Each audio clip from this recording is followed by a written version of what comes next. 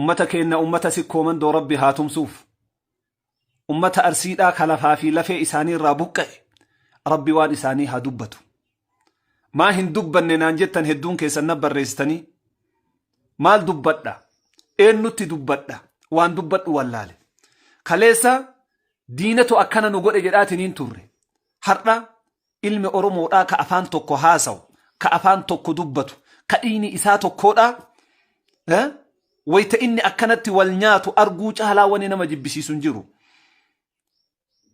كاليسا دينان بوكاي أمني كينا حرنا أمتو أما أرسي بوكاي كان يوفر أتن نمني بوكاتي إسانيتي بسببته إين نمير وغاولتهمنا إين نني شابيادا سوماليدا فانو جدان سني نما أفان أرومو دبتو دقلت تغلي چاكت تغلي أرومو بليسا باسا جده أرومو بكسان جرو مو أرومو بيرو غنا الدنيا كانرات دلچني تبيرو لفاباسو هدن نمني أبا مسكينا في هذا مسكين نياتني دغني قوتتني هرسيفتني قليسان كيسا غلن جراف رحمته هنقولين موتم ما في لتجده من ترباتا ما أول أمتا سنرت غبينا مكارا ديدمات رياتو أجيسي غندر رابوكيسي تنينجده بلسمانة الرائد كامي فكينيا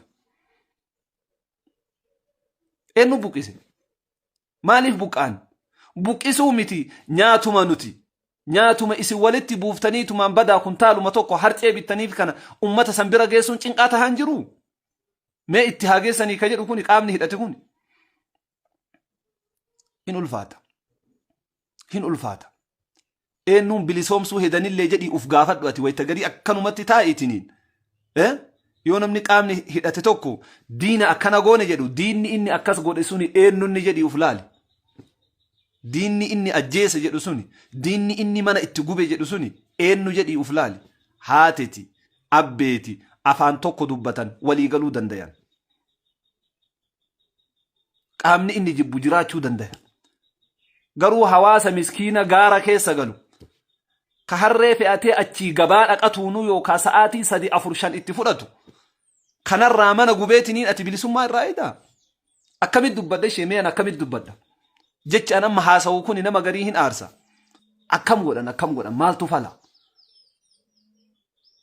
in ulfaata wallahi in ulfaata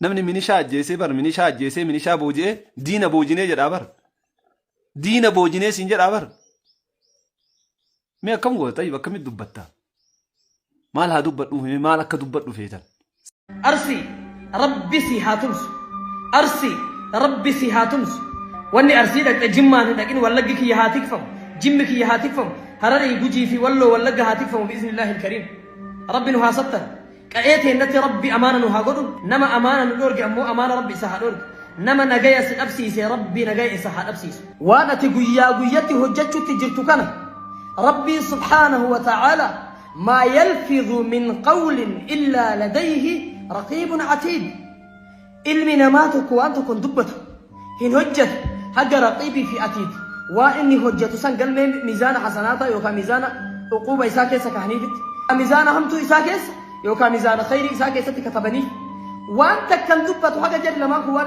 وان دبت كان كتبنيت سبحان الله ادا جرنو ربي اتشي غدي ايه قال ميك يا كتبا وان وجد بريسا يجر لكن سبحانه وتعالى اقدوت حمت ربي سرك هجر وان عليكم لحافظين جدي برب كراما كاتبين يعلمون ما تفعلون والله وبالله وتالله وياكم من ذاك ارجتون كينور يوم يقوم الناس لرب العالمين من دائنا ركت إن شاء الله فيتو السهرين مدلق فيتو إلمينا ما كيس ديمي مكان تاني أمتمي والله نرقت والله نرقت ياك إلمنا ما ميته أدو إسار رابافته إلمان إسار رابافته إسميته ربي يوكا دنيا رت جزاك سيكفلا يوكا آخرت سيكفلا ها صدان ربي هجيه جنوك مرة كيستي الله ها صدان نتئن قلو تجر ربي وإن عليكم لحافظين ما يلفظ من قول إلا لديه رقيب عتيد يا أخي سهي مسكينة ميدوكنا ربي مسكينة قادنا قبنا ميدا غراغرما بادي تكوكو فخيستي حرر جرا خرا أرسي wallahi osooniin viidiyoo shufeerroota Harargee saniif bikaaniin hin jiru niitoorkiin hin jiru yoo xiqqaate baatii takkaaf bikaan ture san niitoorkiin hin jiru wayillee viidiyoolee waraabuun achitti hayyamamaan turre so yeroon dhufee waraaba jeetiin amma yeroo broadcastii viidiyoon ganaan an erkamne viidiyoo kaleessa waraabee istiidiyootti sanirratti waa'ee kanaarraa jalqabarraa haasee osoon kanan fixiin ka uummata Arsiidhaa dhufee irratti dabalame jechuudha. Beeki waan deemuu miti lubbuu namaati tanaannoorraa naannoo dabaruu jirtu jechuudha. Jalqabarratti wanni jechuu fedhu maatii shufeerroota baha Oromiyaatti dheengadda akkasitti fixuu turaniif rabbii rahmata haa godhuu fi jajjabina hunda keessaniifuu isiniif haa kadhu. Yeroon itti viidiyoo waraabu hin arganne haalli ichi fokkisaa ture. Tan lammadaa uummanni keenya uummanni sikkoo mandoo Arsii buqqoo jiran. Ani gaafii takka qofaan qaba. Waan naan galiin takka illee hin dubbadhe. Oromootu Oromoo buqqaasu jira moo? Oromootu Oromoo fixu jira moo? Diinaatu seenee uummata kana buqqaasu jira. Shufeerroota sanoo diinaatu fixuusu jira. Ka gaafii guddaa natti ta'e kana mee uummanni keessa beekta waan kan naa'imaa. Tan lammadaa nuti siyaasaa keessa hin jirru. Takkaa siyaasallee haasofnee hin beeknu. Waa'ee siyaasaa bocola deemtu tana pilaana dubbachuutu illee hin qabnu. Warri barate warri gurguddaa waa'ee siyaasaa dubbatu. Nuti waa'ee siyaasaa dubbachuu hin dandeenyu. Yeroo dhimmi lubbuu dhufe yoo xiqqaan jennu guddaan jennu hundi gabbaanii dubbachuu qaban.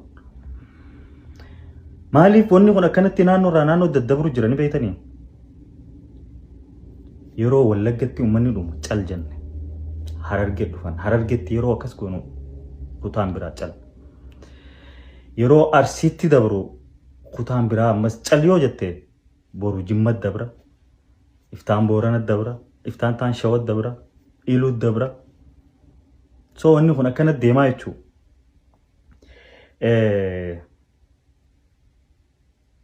Nuti biyya san keessa hin jirru. Waan kana eenyu akka godhu jiru garuu hin beeknu. Garuu mootummaan Oromoo aangorra akka jiru kana qofa ni beekna. Namni nuti itti iyyachuu dandeenyulleen mootummaa Oromoo ka aangorra jiru. Please hangaa'onni mootummaa warroonni aangorra jirtan yoo rakkoon kun karaa keessaniin hin tahin rakkoo tana uummata irraa furaa. Ajjechaan uummata irraa akka dhaabbatu godhaa. Uummata buqqoo kana akka qe'ee isaaniitti deebi'an godhaa. Rabbii gaditti biyya san isintu harkaa qaba. Nageenya biyya sanii isinirra jira. Isintu eeguu qabas. Nuti as gubbaa iyyinee waan takka wanni finnu hin jirru. Kun waa'ee isin qeequmsaati miti. Siyaasaa keessallee miti. Waa'ee lubbuu ilma namaati. Waa'ee nageenyaati. Biyyi takka biyya kan taatuun nageenyi yoo jiraate. Biyya sana keessa jalqaba wanni siimanii fi wanni kabajamu akkaan nageenya. Yoo kararra deemte makiinaan achi sirraa dhaabbatti wallahi. Innaa nageenyi kabajamu jechuudha. Sanifuu maaltu waan kana godhu jira? Eenyu godhu jira? Amata meeqa guutuu Oromoon aangoo nuuf haa qabattu jennee iyyuu turre. Hiriira bahuu turre, dhagaa darbuu turre, karaa cufuu turre, dildila cabsuu turre, barumsa itti dhiisne. So alhamdulillah Oromoon teenya aangoo nu qabatte bakka hundaa afaan Oromootis nu babal'ate. Ajjechaa fi saamichi kunoo maaliif hin dhaabbanne? Gaafiidha. Maaliif mootummaan jara kana nurraa qabee, nurraa hidhee, nurraa dhorkee uummata kana akka isaan nagayaan jiraatan maaliif hin goone?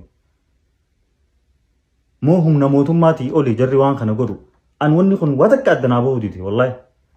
Eenyu waan kana godhu jira? Eenyu harka keessaa qaba?